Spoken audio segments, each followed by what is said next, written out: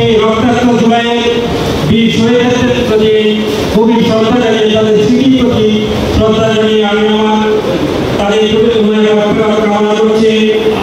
আজকে যে বিষয়ে এখানে আলোচনা অনুষ্ঠিত হচ্ছে আপনারা জানেন, আমাদের যে গত 17 বছর সারা দেশে 1,43,000 মামলায় বিএনপি প্রায় 60 লক্ষ নেতাকর্মী আসামি হয়েছে। এই প্রেক্ষাপটে আমি বলতে চাই, বিএনপিকে আওয়ামী লীগ সরকার বলেছিল যে তাদের অবস্থান মুসলিম লীগের মতো হবে, কিন্তু আজকে বারবার শত নির্যাতন জুলুমের পরেও বিএনপি মাথা উঁচু করে দাঁড়িয়ে আছে। বিএনপি সামনের দিকে এগিয়ে যাচ্ছে ইনশাআল্লাহ। আমরা যে নেতার আদর্শে রাজনীতি করে শহীদ পেয়েছেন জিয়াউর রহমান, তার প্রতি মানুষের দোয়া আস্থা আছে বলে এবং খালেদা জিয়া দেশনেত্রীর প্রতি আস্থা দেশের মানুষ থাকে বলে আজ পর্যন্ত বিএনপি বাংলাদেশের মানুষের মনে ঠাঁই করে নিয়েছে। আমি বলবো আগামী দিনে কমিটি হবে, এখানে অনেকে বিভিন্ন রকমের প্রস্তাব রেখেছেন। আমরা কোনো ব্যক্তিগতভাবে যে অমুকের লোক তমুকের লোক অমুক কাউন্সিলের লোক বা পৌরসভার মেয়র প্রেসিডেন্টের লোক এইভাবে নয়, সে বিএনপি লোক, সে শহীদকে আদর্শে রাজনীতি করে।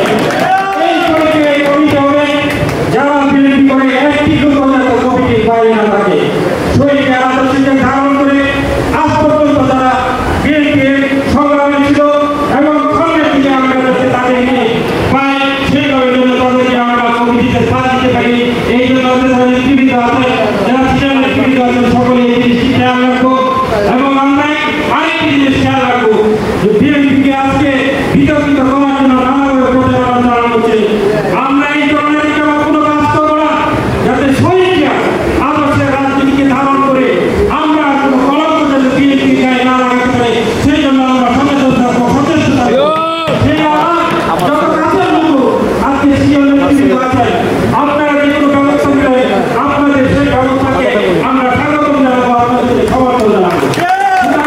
আমরা চেষ্টা করবো সেইভাবে মনের ভাবমূর্তি অক্ষুণ্ণ রেখে আমরা যেন বিএনপি রাজনীতিকে সামনের দিকে এগিয়ে নিয়ে যাই। এই কথা বলে সকলের প্রতি কৃতজ্ঞতা ও ধন্যবাদ জানিয়ে আমার কথা এতটুকুই। সবাই ভালো থাকবেন। আসসালামু আলাইকুম। দুর্নীতি আমরা খান্ডা যাইতে হবে তারা কোনো দিন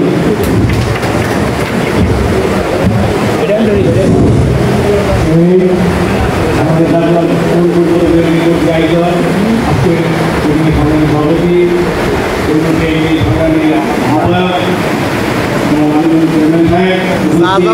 তা কিন্তু